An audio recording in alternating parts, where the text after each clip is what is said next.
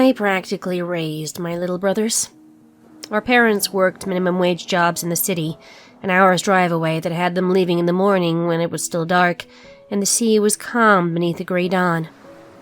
We were left behind in the small coastal town we were born in, where there weren't enough jobs to go around. My earliest memory is my dad teaching me to swim in the ocean, surrounded by all that blue, salt on my tongue, a taste you never quite shake growing up in a place like this. I think the only thing that saved my parents' marriage was the fact that they hardly saw each other, sleeping back to back in the same bed, the closest they ever got. They were married right out of high school, 19 and too young to see the future of lifelong bills and debts they couldn't pay that waited for them. I'd seen their wedding photo. My dad in a rented suit that fit him wrong, looking at my mom like she was the answer. My mom was the quiet type, and every year she seemed to get more distant, spending more and more of her time staring at the waves. My brothers were twins, born within less than a minute of each other. Milo came into this world first, alone, and Danny followed, like he always did. From the moment he was born, Danny had never been without Milo. I was 5 years older than them, but I didn't mind the months that stretched between us. I knew they both loved me, just couldn't love me the same way they loved each other. Milo was the dark to Danny's light. Milo loved to run, chasing rabbits down on the dunes, racing gulls along the boardwalk.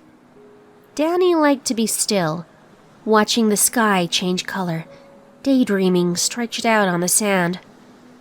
Danny covered his face in his hands at the violent parts of movies, and Milo's eyes would never leave the screen. But eventually he'd sigh and fast forward past, every time. Anything for Danny. But Danny would follow Milo anywhere. When they were 13, Milo came home with a buzz cut. Mom cried because his baby blonde hair, soft like sunlight, was gone, and Milo looked like a stranger sitting up on the kitchen counter. Dad had yelled, but as always was too tired to follow through on his threats. You could see the curve of Milo's skull showing behind a stubble of gold, like a cornfield burned down. Danny stared at him, ocean eyes brimming with brine, for the first time in their lives not a mere image. He had taken Milo by the hand, dragged him upstairs. A few minutes later, we heard the hum of Dad's electric razor from the bathroom, and when they reappeared, Danny's hair was gone too, washed down the shower drain like the childhood they were leaving behind. When the boys were 6 and had started losing their baby teeth, I told them stories about the tooth fairy. Danny had listened anxiously, hanging on to every word. Milo had grinned at me from behind his back, even at 6 not believing a word, but not ruining the magic for Danny. Danny lost a tooth first, spat delicately into the bathroom sink, blood splattering in the porcelain like a constellation in red. He had carefully placed it under his pillow, going to bed early that night so the tooth fairy would come sooner. Milo came into my room just before their bedtime. The moon hung outside my open window, stealing the tides from the shore. Milo grinned and pulled the tooth that had been loose all week right out of his mouth, handing it to me triumphantly, blood pooling in his palm. When I was 15, a summer storm knocked the power out, every light in the house blowing at once. Me and Milo had been on the beach, swimming in the warm rain with our mouths wide open, summer dripping down our throats. We watched from the water as the lights in the houses that backed onto the sand suddenly died. Milo ran all the way home, feet bare on the tarmac, bringing the ocean with him on his skin. I followed, but couldn't keep up. When Milo ran, it was like trying to chase the tide, always just out of reach. Danny was in his bedroom, terrified of the dark that filled the hallways. Danny cried from upstairs, and Milo banged open every drawer in the kitchen, grabbing candles, bringing them to life carefully with a plastic green lighter. I didn't ask where he got it from, watching from the doorway as he placed the candles carefully all over Danny's room, comforting him, saying the dark was only because of the storm, He didn't need to be scared when he was with Milo. I knew I had to go to the basement to flip the fuse box back on. I was terrified of our basement. Once, when I was younger, the sea had flooded in, leaving strange tide marks on the walls, a steady drip always echoing from the ceiling. I had bad dreams about the basement, of a voice calling me down into the dark. I stood outside the door, knuckles white on the handle, trying to be brave for Danny. Before I could open it, Milo had slipped his hand onto my free one, squeezing tight. Together, we walked into the basement armed with flashlights and turned the power back on. When I was with Milo, I wasn't scared either. My little brother was far darker than anything waiting for me down the steps. When they were 7, I found Milo out on the dunes by the cliffs. Danny was reading on the beach on his back. Milo was crouched over, tears dripping onto the sea grass and lavender that grew every spring, just out of reach from being drowned. At his feet was a rabbit, velvet soft, its neck broken. I crouched next to him, and he clung to me, sobbing into my shoulder, small and afraid, as seagulls wheeled white into the sky. I didn't mean to do it, Daisy. And then quieter. I don't want to hurt anyone. His voice was muffled into my sweatshirt as it soaked up the salt. I stroked his hair, and we buried the rabbit together, driftwood a grave marker. We never told Danny. When the boys were 11 and I'd just got my license, I decided to take them for a drive in my car, third hand off a neighbor. I loved that car. Rusted and yellow with a cracked headlight that made it look like it was winking. They raced to sit shotgun, and I watched as Milo let Danny win, pretending to trip at the last second. We drove with the windows down, ocean breeze lifting my hair like a veil over my face, road stretching wide with the possibility beneath the wheels. Danny loved to swim, loved floating belly up in the waves, watching the clouds. Milo was terrified of the open water once he got past the cliffs, but always swam past them, always pushing, always going too far, despite the fear that made him shake as he stepped into the tide. And Danny always followed. Sometimes, when I watched them swimming from the shore, I couldn't tell who was who out in the water. When I was 14, Danny started getting night terrors. Our parents would sleep through them, too deep at the bottom of their dreams from their 60-hour work week to wake up. I would get up every time, eyes half shut, but Milo always beat me to it. I'd reach Danny's room and find him already back asleep, Milo curled up on the twin-sized mattress with him like a guard dog, a tangle of limbs. I'd watch them a while, to make sure they were okay, breathing in time like they shared a set of lungs. Growing up, we didn't have a garden, because the beach was our backyard. We had a deck, painted white by Dad when they first bought the house, a menagerie of mismatched sun loungers and chairs pulled from skips. When I was 14, I found the bird bones buried underneath. Too many bones to come from any less than 10. Milo cried when I confronted him, and I held him through it. I don't want to hurt anyone, Daisy, he said, eyes like the ocean. We were both scared by then. When the boys were 13, Danny stopped eating. Our parents were oblivious, even as bags like bruises under his eyes appeared, and his wrists became tiny beneath the long sleeves he always wore. They left before breakfast in the morning, and got home after I'd made dinner, heating up whatever I'd made in the microwave. Me and Milo watched him waste away until his ribs were starting to show. Milo stopped swimming so far out, terrified Danny would drown if he got too tired.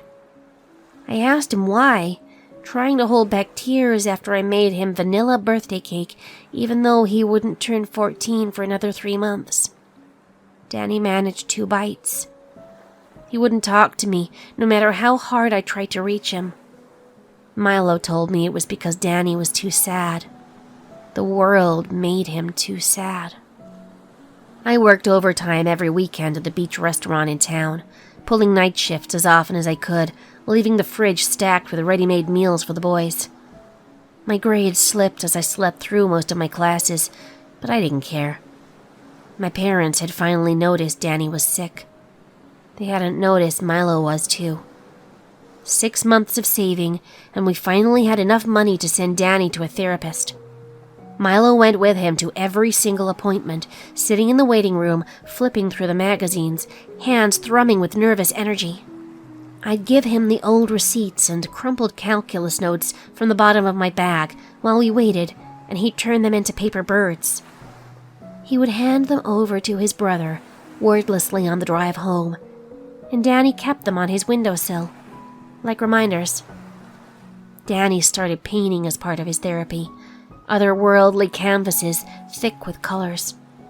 He would draw for hours on newspaper and takeaway menus and napkins. Milo kept every single drawing he gave him, taping them pride of place onto his bedroom wall. Dad lost his job, and I dropped out from my final year of high school to help him at home look after the boys. But they both knew it was really because of Danny, still shades too small. Danny cried when I told them, begging me to go back, terrified he was ruining my life. Milo rolled his eyes and brushed the tears roughly from his face with the backs of his knuckles, saying if I'd wanted to, I would have stayed. I loved them both so much in that moment, wrapping my arms around them and locking us together in a knot of suntan arms and dirty blonde hair. We sat on the deck, Danny drawing and Milo fighting with his homework, string of fairy lights blowing in the sea breeze. It was only supposed to be until Dad found another job. When they were 15, I was still living at home, working as a cleaner at the beachfront hotel part-time while I went to night school to get my GED. I'd started seeing Tom. Tom could surf, badly, and was a bartender at one of the 2 bars in town. He loved me a little more than I loved him, but it suited us both fine. The first time he came over, Danny hadn't spoken a word, just stared, suspicious, from his seat on the couch, feet curled under him like a cat. Milo had sized Tom up, getting into his personal space, despite being a head shorter. Tom had just laughed at them both, and it was how I'd known I wanted him to stick around. Their hair had grown back, dirt blonde, but not as soft as when they'd been little. They had taken to cliff jumping that summer. Milo would fling himself off without hesitation, screaming with pure visceral joy as he fell through the sky. And Danny would always follow, despite his fear of the rocks below. I couldn't bear to watch them, heart in my mouth every time as my brothers were swallowed by the sea. But every time they surfaced together, laughing and yelling at the waves. When they were 15, Milo started staying out every night until past midnight, climbing in the window that Danny would leave open for him.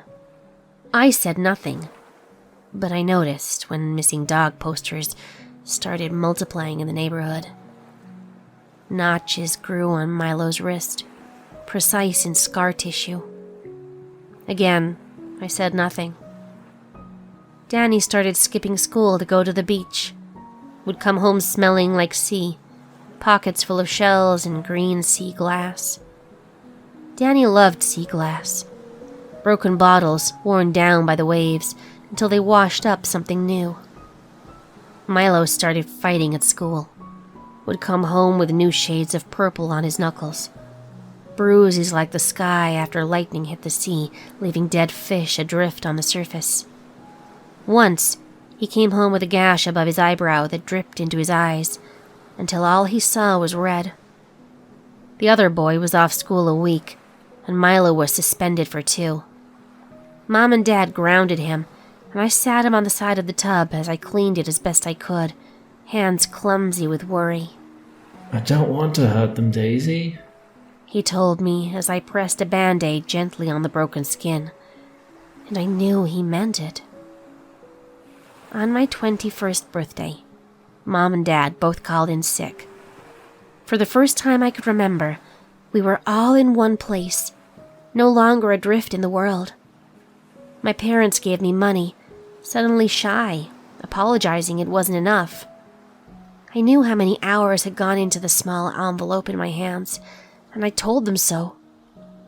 Danny gave me a painting he'd done of me walking out into the ocean. It was beautiful. Delicate swirls of blues and greens and purples, my hair merging with the waves as it blew in a non-existent breeze. Milo gave me a necklace, just as beautiful. It was a delicate silver chain with a pendant shaped like a daisy. I wore it every day after that, never taking it off. I smacked a kiss on Milo's forehead, and he retched, wiping it off, but I could tell from the grin that filled his face he was secretly pleased. I remember when the boys had started high school, driving them in on their first day. The football coach had seen Milo running track, other boys left long behind because you can't catch the tide. Milo had immediately been put on the team. Milo could run until his legs gave up, until he burned out. Danny had tried out for the team too, but didn't make it. A week later, Milo had quit. He couldn't see the point if his brother wasn't there with him.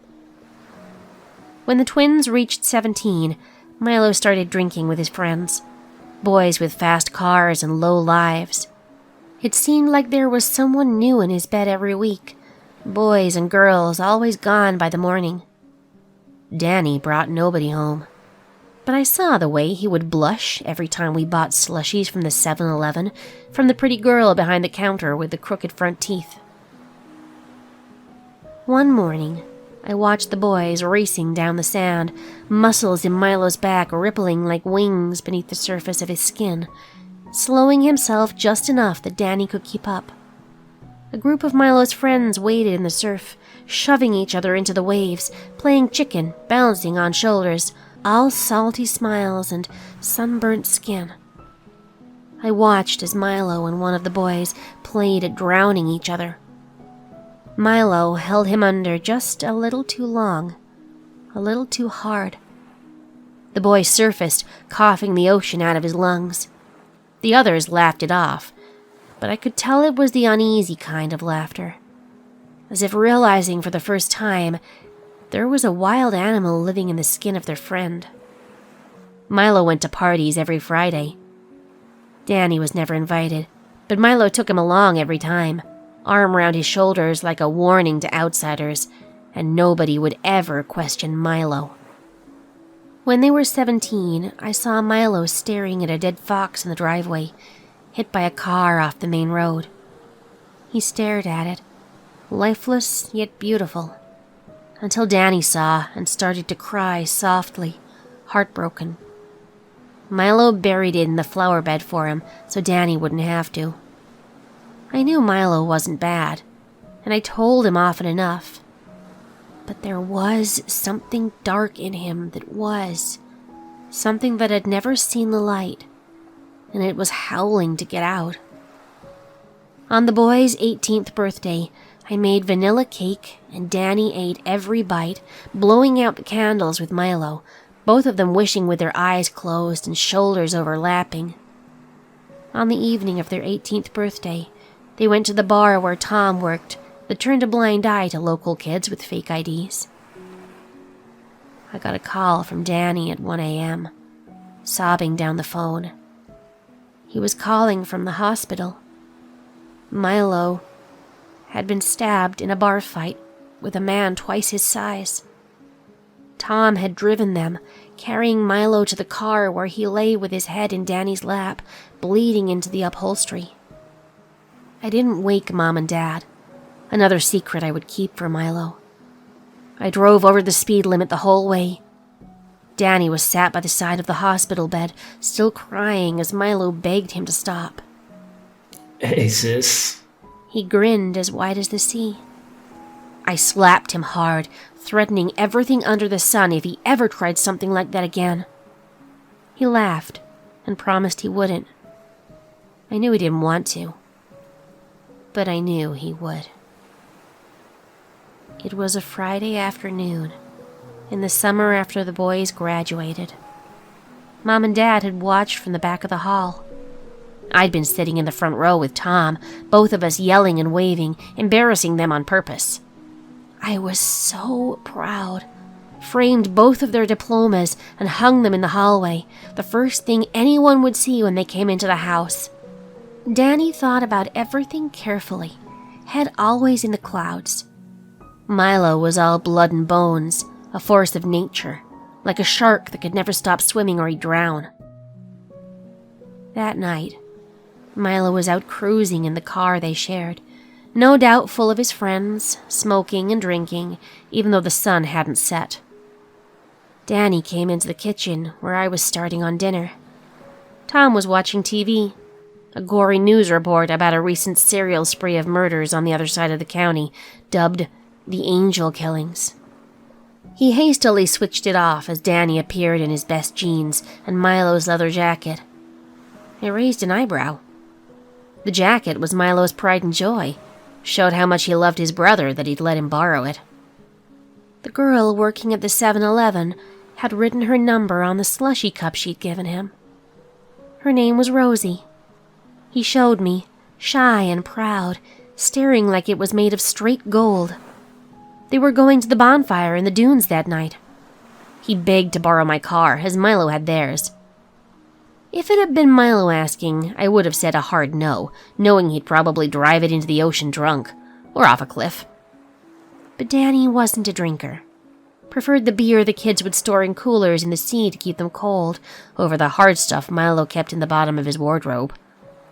I made him promise he wouldn't drive drunk. I made him promise to be careful. I made him promise to be home by 2. And I handed him the keys, watching him drive away to pick up his girl. I woke up at 5 a.m. The house was a still and silent thing, gentle hush of the sea outside. I left Tom sleeping in bed, pulling the blankets over his head. Both boys' rooms were empty. I checked my phone. 11 missed calls from Danny. I slipped on boots, leaving the laces untied, too pissed off to care. I jogged down the hill to where the sand met the tarmac, sky lavender above the dunes. I walked the length of the beach, calling their names, furious. I expected to find Milo passed out drunk and Danny crying with worry. In the half-light casting gently on the scattered driftwood by the base of the cliffs, I saw a mess of figures, dark blue with shadow. As I got closer, I saw my brothers, kneeling in the shallow water as the tide crept closer, salt blowing off the sea through the dirt blonde of their hair. Dan, come on. You have to call them. Milo said gently, pressing his phone into Danny's hand. Danny pushed it away, shaking his head, tears falling. I'll call them then. Milo sighed, raising the phone to his ear. He gripped Danny's chin in his free hand, lightly turning it this way and that, looking at the cut on his mouth, blood smeared on his chin, bruise on his cheek. Hello, officer? Yeah, I'd like to report a murder. 5 bodies lay between them, blood swallowed softly by the sea. Each of them had multiple stab wounds to the chest, to the neck, to the hands, blooming like dark flowers through the torn material of their shirts, hair wet in the swirl of water. Danny and Milo sat opposite each other, wrists locked together, and I couldn't tell who was who as the tide came in. The bodies belonged to 3 boys that had graduated the same year as the twins, and 2 older men I didn't recognize. They wanted Milo, wanted blood, wanted him dead. Milo had been in too deep with some bad people. They had seen Danny in his brother's jacket and thought he was Milo, dragging him to the edge of the beach, away from the bonfire, knives in their pockets, guns slipped down the back of their jeans and tucked beneath shirts. But Milo had stopped them. Anything for Danny. Milo leaned back, head on Danny's lap, no longer able to sit upright as the salt from his blood mixed with the salt of the ocean, surf breaking on his knees like unknown islands. Danny pressed a hand to the hole torn in his brother's chest, as if to check their heartbeats were still keeping perfect time, blood spilling over between the gaps in his fingers. Milo's eyes fluttered like the wings of a bird, red meeting blue in the water around them. He placed a hand over Danny's as his breathing slowed. I knew my little brother wasn't bad, but the thing that lived inside of him was. I fell to my knees, silent as dawn washed the sky clean, and sirens sounded in the distance. Hey, Daisy. Milo smiled, wide as the sea and sky. It's okay. Now I can't hurt anyone.